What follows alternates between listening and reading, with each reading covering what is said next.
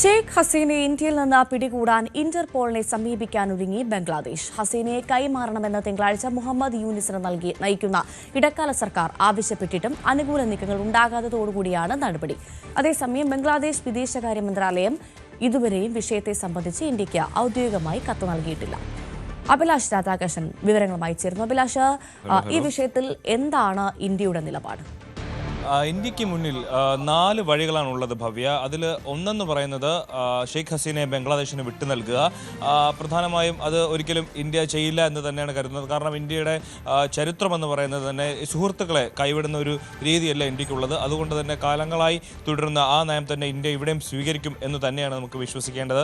ഷെയ്ഖ് ഹസീനയെ ബംഗ്ലാദേശിൻ്റെ ആവശ്യപ്രകാരം അവർക്ക് വധശിക്ഷ നടപ്പിലാക്കാൻ വേണ്ടി ഒരു തരത്തിലും വിട്ടുകൊടുക്കില്ല എന്നുള്ളൊരു നിലപാട് ഇന്ത്യ എടുക്കും. അതുകൊണ്ട് തന്നെ ആ വഴി നടക്കില്ല. രണ്ടാമത്, ഇപ്പോൾ ഇന്ത്യയിൽ ഇരുന്നു കൊണ്ടാണ് ഷെയ്ഖ് ഹസീന അവാമി ലീഗ് എന്ന് പറയുന്ന അവരുടെ പാർട്ടിയെ നയിച്ചുകൊണ്ടിരിക്കുന്നത്.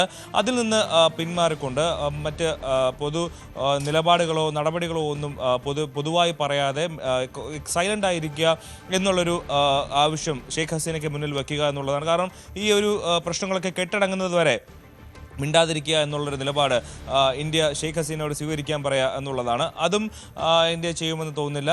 മറ്റൊന്ന്, ഷെയ്ഖ് ഹസീനയെ വേറൊരു രാജ്യത്തേക്ക്, സുരക്ഷിതമായ മറ്റൊരു രാജ്യത്തേക്ക് മാറ്റുക എന്നുള്ളതാണ്. പക്ഷേ ഒരു ഭൂരിഭാഗം രാജ്യങ്ങളും അതിന് തയ്യാറാകുമെന്ന് കരുതാൻ വയ്യ. കാരണം ഷെയ്ഖ് ഹസീനയെ സംബന്ധിച്ച് അത്രയും സുരക്ഷ കൊടുക്കേണ്ട ഒരു വ്യക്തിയാണ്. ഏത് നിമിഷം അത്രയും സുരക്ഷാ ഭീഷണി നേരിടുന്ന ഒരു വ്യക്തിയാണ്. അങ്ങനെയുള്ള ഒരാളെ സ്വന്തം രാജ്യത്തേക്ക് മറ്റൊരു രാജ്യം വിളിച്ചു കയറ്റുമോ എന്നുള്ള കാര്യത്തിൽ സംശയം